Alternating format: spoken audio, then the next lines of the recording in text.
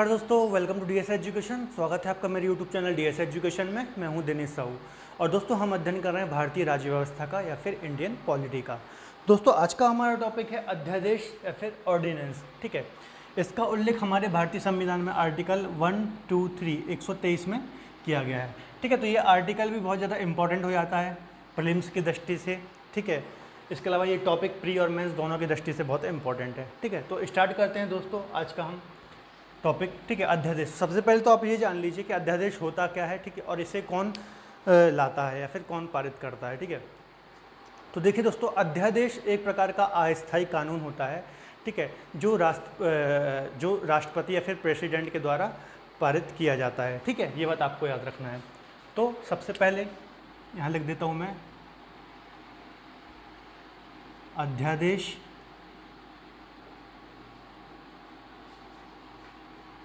एक प्रकार का अस्थायी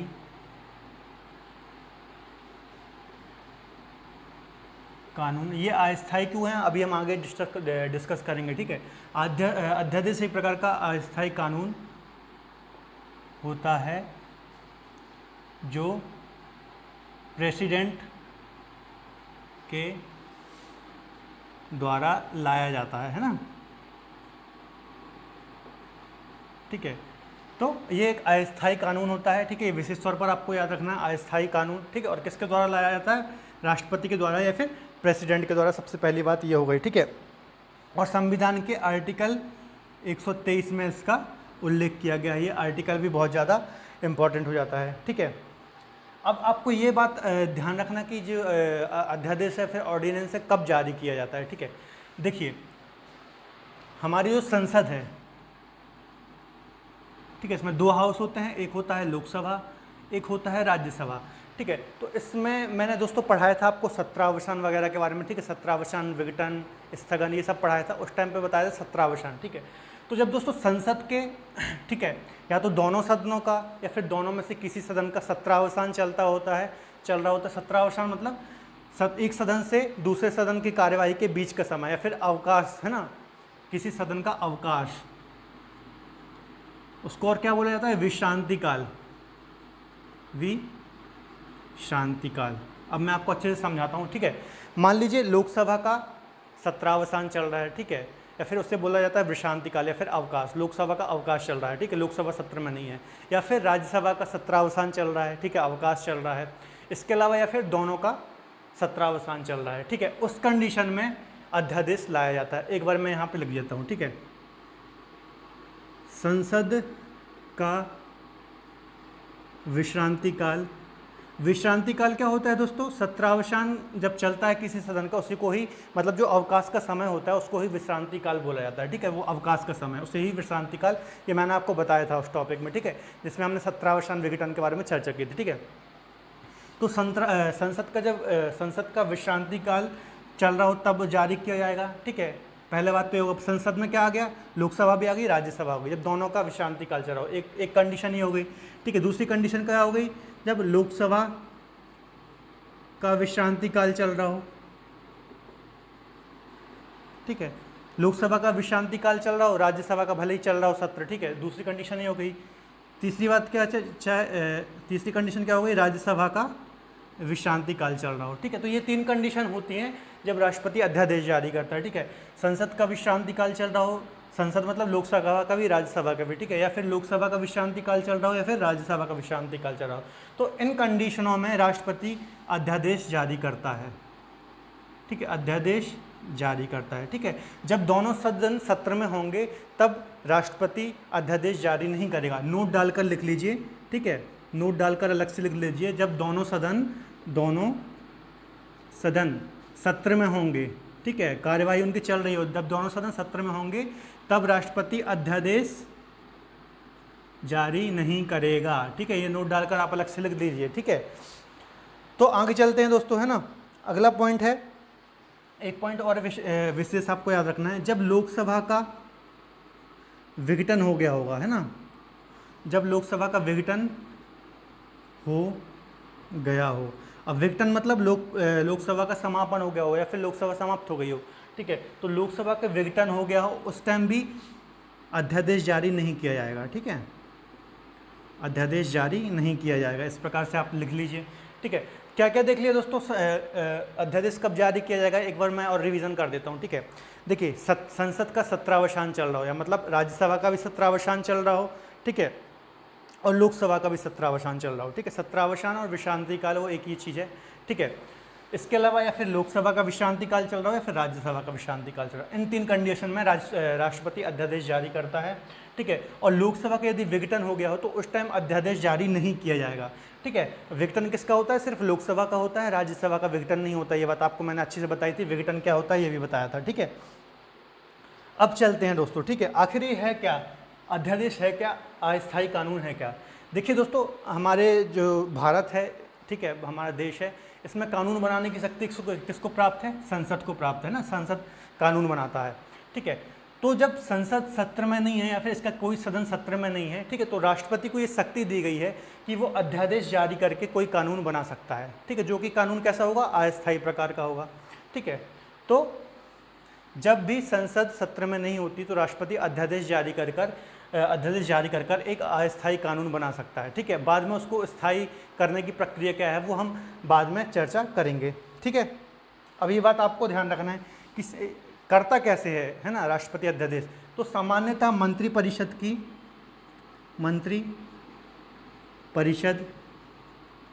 सलाह पर, ठीक है, सामान्यतः मंत्रिपरिषद की सलाह पर राष्ट्रपति अध्यादेश जारी करता है, ठीक है। मंत्रिपरिषद की सलाह पर अध्यादेश जारी, ठीक है, अध्यादेश जारी, ठीक है, ये बात लिख लीजिएगा आप कि सामान्यतः राष्ट्रपति मंत्रिपरिषद की सलाह पर ही अध्यादेश जारी करता है, ठीक है। लेकिन जरूरी है, ठीक है, एक बात जरूरी हो कि वो संतुष्ट हो, मतलब प्रेसिडेंट संतुष्ट हो उस चीज़ से, ठीक है, संतुष्ट हो, ठीक है। और एक और पॉइंट है, ऐसी परिस्थितियां उत्पन्न हो गई हैं, ऐसी परिस्थितियां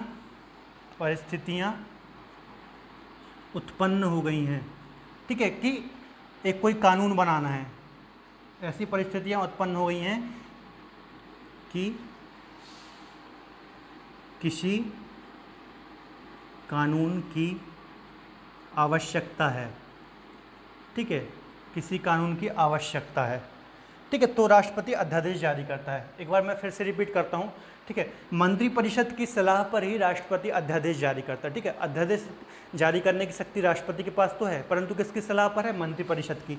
परंतु ये नहीं है कि मंत्रिपरिषद ने बोल दिया तो भैया राष्ट्रपति अध्यादेश जारी कर देगा, नहीं। उसके लिए ये भी जरूरी है कि प्रेसिडेंट को संतुष्ट होना चाहिए उस चीज़ से, ठीक है, जो भी कानून बनाने के लिए दिया जा रहा है, ठीक है, उससे प्रेसिडेंट को संतुष्ट होना चाहिए उस बात से, ठीक है। इसके अलावा ऐसी परिस्थितियाँ होनी चाहिए, ठीक है, कि मान लीजिए संसद का सत्रावसान चल रहा है या किसी सदन का सत्रावसान चल रहा है और अचानक से किसी जरूरी कानून की आवश्यकता पड़ गई, ठीक है, ऐसा कानून कि उस टाइम देश में उस कानून की बहुत ज़्यादा आवश्यकता है, ठीक है। तो ऐसी परिस्थितियाँ उत्पन्न हो गई, ठीक है, जिससे किसी कानून की आवश्यकता है, तो उस परिस्थिति में राष्ट्रपति अध्यादेश जारी कर सकता है, ठीक है, तत्काल कानून की आवश्यकता। और एक और पॉइंट है इसमें, तत्काल कानून की आवश्यकता हो, तत्काल कानून की आवश्यकता हो, ठीक है। तीन कारण आपको याद रखना, एक तो मंत्रिपरिषद की सलाह पर, ठीक है, ये तो मंत्रिपरिषद की सलाह हो गई। दूसरा पॉइंट आपको याद रखना है कि राष्ट्रपति को भैया संतुष्ट होना चाहिए कि हाँ ठीक है, राष्ट्रपति की संतुष्टि भी जरूरी है। इसके अलावा ऐसी परिस्थितियां होनी चाहिए कि कोई आवश्यक कानून लाना है, ठीक है, और तत्काल प्रभाव से लाना है, ठीक है। तो ये कंडीशन आपको याद रखना है, और उस टाइम कोई भी सदन सत्र में ना हो या फिर कोई एक सदन सत्र में ना हो। तो ये तीन सारी कंडीशन आपको विशेष तौर पर याद रखनी है, ठीक है। इसके बाद आगे चलते हैं दोस्तों, ठीक है। अब देखिए कोई कानून तो बन गया, ठीक है, राष्ट्रपति ने अध्यादेश भी जारी कर दिया। अब ये परमानेंट कैसे रहेगा या फिर इसे अस्थायी कानून कहा जा रहा है, तो उसके पीछे क्या कारण है, ठीक है। अब देखिए राष्ट्रपति ने अध्यादेश जारी कर दिया, ठीक है। अब जैसे ही जो भी सदन सत्र में नहीं था वो सत्र में आएगा, ठीक है, तो उसके 6 सप्ताह के भीतर, ठीक है, या 42 दिन के भीतर,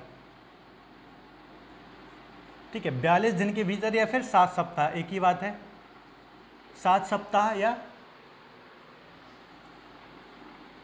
ठीक है, 7 सप्ताह या फिर 42 दिन के भीतर, सॉरी 6 सप्ताह है, ठीक है, 6 सप्ताह या फिर 42 दिन के भीतर, ठीक है, जो अध्यादेश है या फिर जो कानून है इसे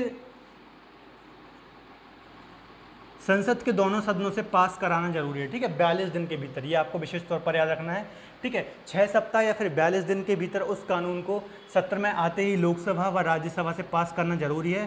कितने दिन के अंदर? 42 दिन के अंदर।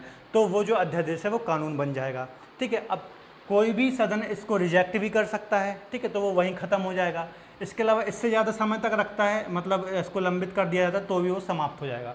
मतलब 42 दिन के भीतर इसे पास करना ही पड़ेगा किसी भी हाउस को सत्र में आते ही। बात क्लियर हो रही है, ठीक है। तो 42 दिन की समय सीमा दी गई है इनको कि इनको वो कानून पास करना पड़ेगा, और जो ये अध्यादेश है वो कानून में बन जाएगा, ठीक है। आगे और भी चर्चा कर लेते हैं दोस्तों कुछ चीज़ें। एक पॉइंट और है इसमें कि राष्ट्रपति उसी विषय पर कानून अध्यादेश जारी कर सकता है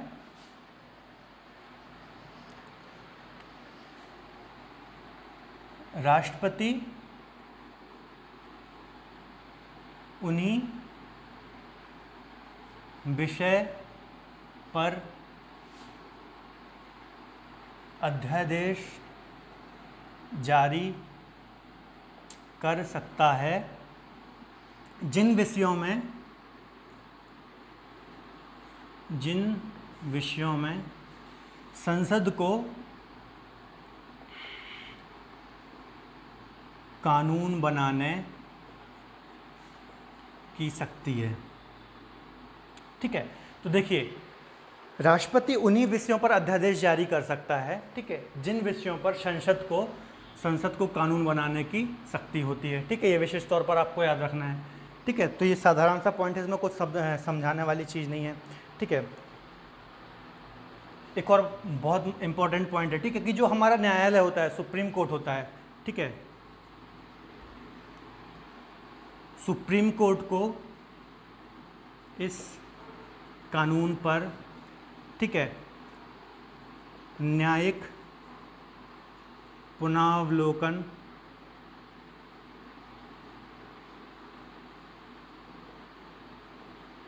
की शक्ति है, ठीक है।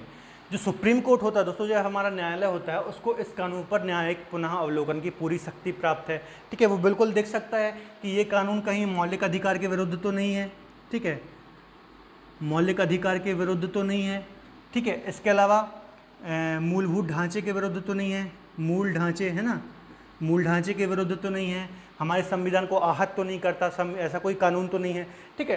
तो जो हमारा सुप्रीम कोर्ट है, इस कानून को रिव्यू कर सकता है, जुडिशियल रिव्यू कर सकता है, न्यायिक पुनरावलोकन कर सकता है, न्यायिक समीक्षा कर सकता है, ठीक है, कि ये जो कानून बनाया गया है ऑर्डिनेंस के द्वारा, ठीक है, ये कहीं हमारे मौलिक अधिकार के विरुद्ध तो नहीं है, मूल ढांचे के विरुद्ध तो नहीं है, हमारे संविधान को आहत तो नहीं करता, ठीक है। तो ये भी आपको याद रखना है, सुप्रीम कोर्ट को जुडिशियल रिव्यू की पूरी पावर इसमें दी गई है, ठीक है। अब देख ले, अब एक चीज़ और इसमें दोस्तों देखने वाली है, ठीक है, कि इसकी अधिकतम अवधि कितनी हो सकती है। इसमें मैंने आपको यहाँ पे बताया कि 42 दिन या फिर 6 सप्ताह। इसके अलावा मैंने आपको क्या बताया कि जब सत्रावसान होता है किसी सत्र का, तब अध्यादेश जारी करना होता है, ठीक है। अब आपको ये बात भी पता होनी चाहिए कि अधिकतम अवधि कितनी होती है इसकी, है ना, अधिकतम अवधि से क्या मतलब है दोस्तों? देखिए, मान लीजिए किसी सत्र का सत्रावसान चल रहा है, और मैंने आपको बताया था कि किसी भी सत्र में मतलब अधिकतम 6 माह का गैप हो सकता है, मतलब 6 माह के भीतर आपको बैठक बुलानी ही पड़ेगी, ठीक है। 6 माह से ज़्यादा का गैप नहीं हो सकता, तो अधिकतम कितना हो जाएगा? 6 माह, ठीक है, प्लस 42 दिन।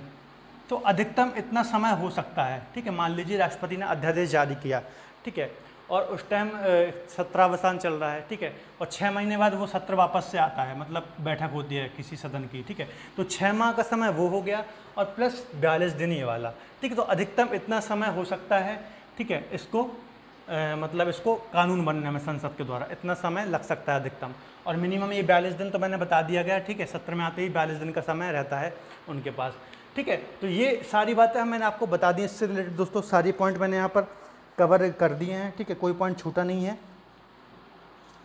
ठीक है। एक बार और हम रिवीजन कर लेते हैं, उसके बाद ख़त्म करते हैं आज का लेक्चर, ठीक है। तो मैंने आपको दोस्तों बताया कि जो अध्यादेश है वो राष्ट्रपति के द्वारा जारी किया जाता है। इसका प्रावधान हमारे भारतीय संविधान में आर्टिकल 123 या फिर 123 के अंतर्गत किया गया है। ये आर्टिकल भी बहुत ज़्यादा इंपॉर्टेंट है, आपको याद रखना है, ठीक है। अब सबसे पहली बात तो जो अध्यादेश होता है वो राष्ट्रपति के द्वारा जारी किया जाता है और एक अस्थायी कानून होता है। ये स्थायित्व कब प्राप्त करता है? जब इसमें संसद की मोहर लग जाती है, ठीक है। और संसद को इसके लिए कितने दिन का टाइम मिलता है? 42 दिन का, सत्र में आते ही, ठीक है। इसके अलावा मैंने क्या बताया, इसमें 3 कंडीशन होती हैं, ठीक है। संसद का अध्यादेश कब जारी किया जाएगा? या तो संसद का विश्रांति काल चल रहा हो, मतलब संसद का सत्रावसान चल रहा हो, इसमें दोनों सदन आ गए, ठीक है। लोकसभा का भी चल रहा है, राज्यसभा का भी चल रहा है।